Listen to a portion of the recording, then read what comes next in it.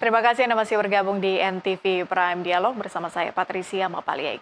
Pemirsa, melalui sambungan Zoom masih bergabung kuasa hukum Supriyani Andri Darmawan dan juga Ketua Indonesia Police Watch Sugeng Teguh Santoso. Saya ingin ke Pak Sugeng terlebih dahulu. Pak Sugeng, Anda bisa melanjutkan tadi yang terpotong di segmen awal soal dugaan mobil camat yang kemudian ditembak dugaannya. Sama satu lagi yang soal restoratif justice Anda sebutkan di awal tadi. Kenapa kemudian pertemuan yang digelar berkali-kali tidak kunjung mendapatkan hasil yang positif, Pak Sugeng? Restoratif justice itu ya memang bergantung kepada satu sikap dari masing-masing pihak ya. Sikap dari masing-masing pihak ini sangat menentukan apakah satu RJ akan terlaksana dengan baik atau tidak. Berangkat dari ketulusan ya, ketulusan untuk menyelesaikan problem dengan damai. Nah, kalau salah satu pihak kemudian tidak bersetuju dengan alasan apapun, maka satu perkara yang telah dinyatakan memenuhi unsur akan tetap naik kepada persidangan. Nah, ketidaksetujuan ini mengapa bisa terjadi harus ditelusuri ya. Mungkin saja bahwa ada tekanan permintaan yang tidak mampu dipenuhi oleh salah satu pihak. Dalam kasus Supriyani ini kan ada permintaan 50 juta ya kalau tidak salah. Informasinya demikian. Bayangkan guru honorer yang penghasilannya mungkin sangat kecil ya, 600.000 per bulan, harus memenuhi permintaan 50 juta. Lah, ini pasti tidak akan mampu dipenuhi ya. Jadi di sini apakah ada keinginan untuk mencari keuntungan yang kita tidak tahu. Restoratif justice itu pertama di kepolisian, tapi bisa juga di tingkat pra penuntutan atau di kejaksaan. Kalau tidak bisa, dilanjut juga di pengadilan ya. Tapi kalau sudah tuntutan di pengadilan, kesepakatan perdamaian itu tergantung jaksa nih. Apakah dia akan menggugurkan tuntutan atau menuntut dengan tuntutan yang ringan atau putusan pengadilan yang ringan. Itu kita serahkan pada proses lah.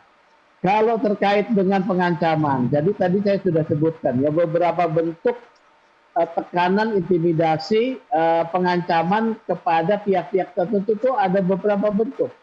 Pertama, serangan kepada badan, ya badan daripada sasaran. Kedua, kepada properti, ya properti dari milik dari korban yang diintimidasi atau akan menjadi sasaran. Ketiga, saat ini ada alat komunikasi ya. Nah, serangan tersebut bisa kepada melalui ancaman melalui alat komunikasi ya, atau melalui satu intimidasi melalui media sosial. Nah, ini harus diperhatikan. Serangan juga bisa ditujukan kepada keluarga, ya. Ancaman melalui verbal, melalui pesan, ya, kepada orang-orang keliling katakanlah Supriyani. Apakah ini sudah ada, ya? Apakah ini sudah ada? Kalau ini belum ada atau ada, ini akan menjadi pertimbangan. Kedua yang diserang itu kan adalah properti mobil, ya. Mobil ini bukan milik Supriyani. Mobil ini bukan milik Supriyani, tetapi pernah digunakan. Kalau menurut saya ini harusnya tidak menjadi isu serangan terhadap Supriyani ya. Jadi menurut saya seperti itu. Tapi harus didalami memang.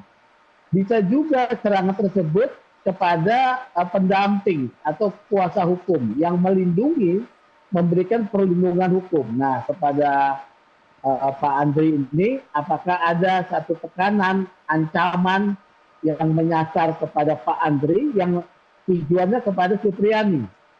Itu tadi bentuk-bentuknya bisa melalui alat komunikasi, melalui media sosial, ya. Nah, ini harus didalami. Kalau dalam hal mobil ini menurut saya ini belum merupakan serangan atau ancaman kepada Supriyani, ya.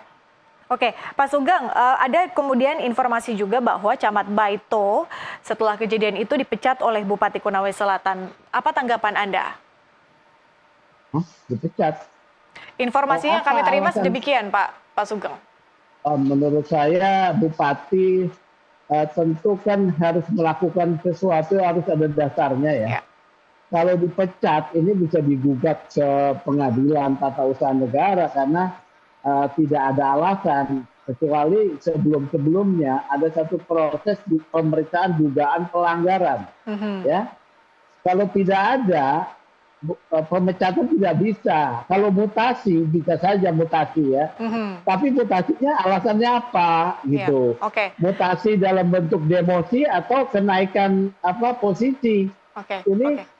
harus didalami ya. Kita tidak jangan terlalu Baik. inilah. Kalau gitu saya ingin tanyakan reaktif. ke Pak Andri. Pak Andri, sebetulnya apa yang terjadi, Pak, berkaitan dengan dipecatnya Camat Baito soal kasus ini? Iya, jadi kami tadi malam dan pagi ini juga sudah mengkonfirmasi ke Pak Bupati. Jadi memang isu di sana terkait Supriyani ini kan liar ya, karena misalnya ada tuduhan-tuduhan bahwa Pak Camat Baito itu tidak netral, karena katanya cuma mendampingi Supriyani, ya kan, memberikan fasilitas rujak untuk tinggal seperti itu kan. Nah, ini kan sebenarnya memang bahwa keberadaan Supriyani di Rujak itu memang kami coba meminta kepada pemerintah, siapa tahu ada fasilitas bisa digunakan karena Supriyani pada saat keluar dari lapas dia tidak mau pulang ke rumah karena dia merasa ketakutan, termasuk juga adanya permintaan-permintaan beberapa pihak mau ketemu seperti Pak itu. Andri, fasilitas yang Anda maksud di sini berupa apa? Berupa rumah kah atau Rumah jabatan camat untuk tempat tinggal sementara. Karena rumah jabatan ini kan dekat dengan kantor pengadilan supaya memudahkan untuk proses sidang seperti itu. Nah, sehingga ini menjadi sejak ada kejadian penembakan ini bukan penembakan, insiden lah seperti itu ya, kami menyampaikan ini isunya berkembang liar begitu, seperti itu.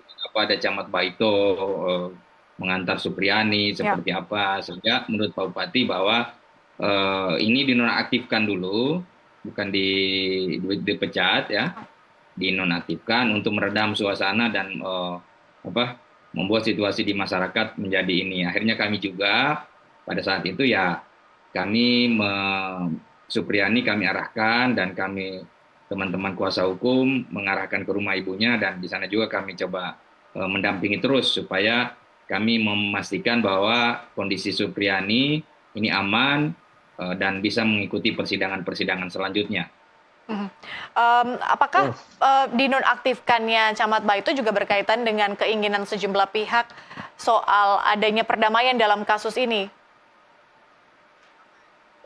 Ya, ini kan memang perdamaian, terus terang bahwa ini kan didorong atau menjadi rame setelah kasus ini viral kan, Nah, jujur saja bahwa perdamaian ini sebelum kasus ini viral kan sudah pernah diupayakan, tapi tidak terjadi karena terkendala masalah uang.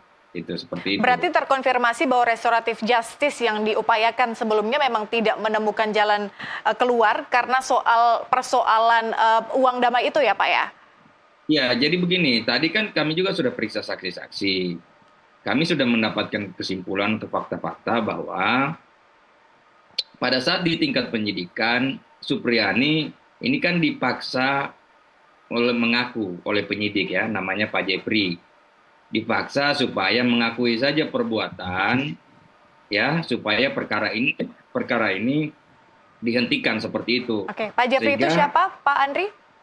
Penyidik perkara. Ya, sehingga Ibu Supriyani dengan terpaksa bahkan menangis, dia pergi ke rumah Pak Wibowo untuk meminta maaf dan mengaku. Karena Ibu Supriyani tidak mau ditetapkan tersangka, karena menurut Pak Jepri penyidiknya kalau sudah minta maaf itu sudah bisa selesai perkara ini, tapi kan tidak seperti itu. Saat restoratif justice itu berjalan, Anda sudah mendampingi Bu Supriyani belum, Pak Andri? Iya, pada saat di penyidikan kami mendampingi nanti sudah tersangka, ya sudah tersangka. Proses-proses sebelumnya itu tidak. Nah, sehingga setelah minta maaf itu kemudian tidak terjadi perdamaian karena apa? Ya itulah ada informasi-informasi bahwa ada permintaan sejumlah uang agar kasus ini bisa betul-betul diselesaikan. Gitu. Mhm. Oke, dengan Nah, sekarang mhm. saat ini setelah perkara ini maju ke pengadilan, nah pihak-pihak seperti misalnya dari kepolisian maupun kejaksaan kan kemarin-kemarin sebelum sidang itu kan mendorong agar terjadi perdamaian, Ya. ya. Nah, tapi kan kami menolak karena kami melihat bahwa justru perdamaian yang didorong ini lebih kepada untuk memaksakan Supriyani mengakui perbuatan dan meminta maaf. Nah, itu kan kami tahu bahwa tujuannya ini untuk memojokkan Supriyani. Karena Supriyani sebenarnya tidak pernah mengaku di awal, baik mulai dari tingkat penyelidikan sampai penyidikan, Ibu Supriyani konsisten tidak pernah mengakui telah melakukan pemukulan tersebut. Mhm. Oke, itulah kenapa sampai sekarang masih fight ya dengan kasus ini. Ya, Bagaimana kami dengan ya Pak Andri dengan kejadian mobil Camat Baito yang diduga ditembak itu, bagaimana kondisi psikologi Bu Supriyani saat ini? Apakah itu cukup mempengaruhi ataukah sebaliknya? ya, Ibu Supriyani memang ya sejak keluar dari lapas ya jujur saja bahwa beliau kan tidak merasa bahwa situasinya menjadi seperti sekarang kan. Jadi dia merasa ini menjadi masalah besar, kemudian tekanan juga tentunya banyak, apalagi setelah ada kejadian ini. Tapi kami berusaha untuk memberikan dukungan, untuk memberikan penguatan, dan kami memberikan perlindungan yang kami mampu untuk memberikan kepada Ibu Supriyani. Karena sekali lagi kami sampaikan bahwa pentingnya Ibu Supriyani tetap aman, kondisinya tetap stabil, karena persidangan tidak bisa dilanjutkan kalau Ibu Supriyani tidak aman seperti itu. Mhm. Pak Andri, dengan status Bu Supriyani sekarang sebagai terdakwa, artinya pengawasan atau mungkin ya perlindungan yang diberikan untuk Bu Supriyani itu berarti dari pengadilan bukan? Ataukah mungkin Anda berharap bahwa Bu Supriyani ini juga mendapat perlindungan dari pihak-pihak lainnya seperti misalnya LPSK? Ya, kalau untuk perlindungan Bu Supriyani ya selama ini tidak ada misalnya dari lembaga-lembaga. Kami saja yang coba dari tim-tim kuasa hukum, tim LBH memberikan perlindungan dan keluarga lah seperti itu. Hanya kemarin kami coba mencari satu tempat yang kira-kira bisa digunakan. Nah, kemarin kan kita menggunakan rujak, tapi itu kan menjadi polemik juga gitu. Menjadi polemik akhirnya kami carilah tempat kembali itu ke orang tuanya. Nah, sementara misalnya kalau kita meminta perlindungan seperti di LPSK, ini kan kalau LPSK kan fokus aja kepada saksi dan korban, ya kan? Nah, sementara ini Ibu Supriyani kan dia bukan saksi atau korban, dia selaku yang terdakwa seperti itu. Nah, itu juga yang kami ya mungkin belum menemukan lah siapa yang kira-kira bisa. Tapi untuk sementara kami pastikan bahwa Ibu Supriyani dalam perlindungan kami dan sementara posisinya aman. Baik, Pak Sugeng, dalam kasus-kasus seperti ini ada yang kita kenal dengan judicial activism atau pilihan keputusan yang dibuat oleh hakim dalam mewujudkan keadilan. Bagaimana Pak Sugeng melihat diksi ini kemudian diaplikasikan dalam kasus Supriyani? Ini ada yang namanya sahabat peradilan ya. Sahabat peradilan itu bahasa apa ya? Bahasa asiknya itu apa ya, saya lupa nih ya. Amicus curia ya, amicus curia ya. Amicus curia ini bisa diberikan masukan dari pihak-pihak yang tadi disampaikan, yaitu ahli, pemerhati perlindungan terhadap guru, ya, ahli hukum, ya, atau kelompok-kelompok yang concern kepada perlindungan terhadap guru. Nah, amicus curia ini bisa diajukan secara tertulis kepada pengadilan untuk memberikan satu sisi pandang yang bisa memberikan satu pencerahan kepada pengadilan untuk memberikan pertimbangan yang menguntungkan buat Supriyani. Ini dalam prakteknya, dalam praktek peradilan kita, walaupun di dalam KUHAP itu tidak ada, tetapi dalam praktek perkembangannya bisa dilakukan ya. Jadi bisa diajukan oleh penasihat hukum kelompok-kelompok yang mau memberikan pendapatnya. Saya sendiri pernah memberikan pendapat ya dalam kasus seperti ini secara tertulis. Itu yang pertama.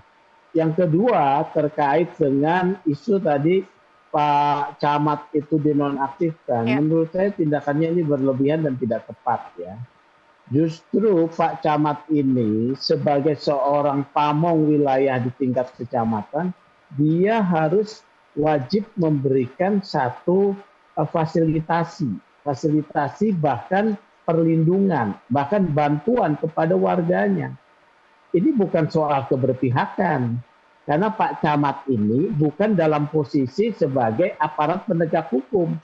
Justru beliau adalah pamong masyarakat yang harus bisa memberikan pengayoman.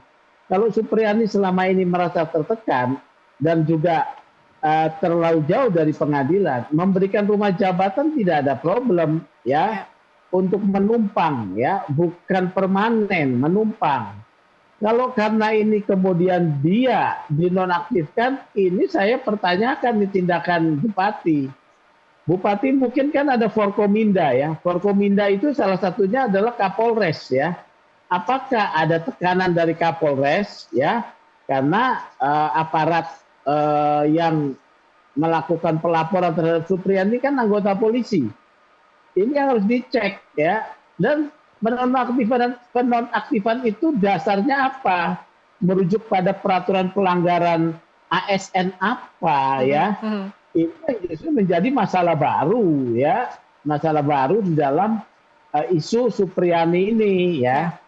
Nah, jadi ada dua aspeknya adalah biarkan proses hukum berjalan ya, pengadilan sebagai lembaga pengadil ya. Kemudian aspek yang kedua, Supriyani kalau menurut saya tidak ada ini ancaman tekanan ya kepada Supriyani, tapi mungkin psikis yang dialaminya itu harus psikis yang dialaminya harus ditumbuhkan ya, keberanian untuk membela diri.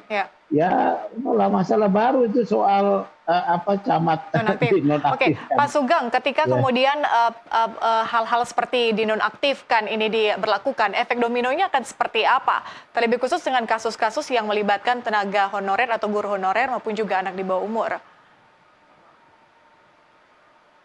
Penonaktifan ini menjadi tanda tanya, ya, menjadi kontraproduktif dalam penyelesaian kasus Supriyani, menjadi bahan gunjingan baru, ya, bahan isu baru, ya, jadi seperti itu, ya.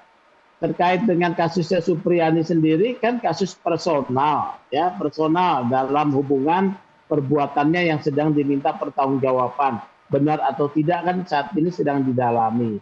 Kalau guru-guru honorer kan melihat seperti ini, ya dia jadi takut, ya, karena saat dalam Undang-Undang Pendidikan Nasional itu tidak boleh ada intervensi dalam hal pekerjaan guru dalam mendisiplinkan anak, ya. Fungsi sekolah juga penting untuk mengawasi dua, intervensi dari luar dan juga mengawasi guru untuk tidak berkecenderungan melakukan kekerasan, ya. Apakah ada catatan-catatan Ibu Supriyani ini punya kecenderungan melakukan kekerasan? Itu juga adalah sekolah yang tahu, ya. Jadi semua hal harus seimbang dan proporsional. Tidak boleh ada memang kekerasan oleh guru terhadap muridnya, ya. Jadi ini semuanya harus didudukkan pada porsinya. Baik. Gitu. Oke, kita lanjutkan di segmen berikutnya. Kita harus jeda terlebih dahulu. Pemirsa tetaplah bersama kami, NTV Prime segera kembali.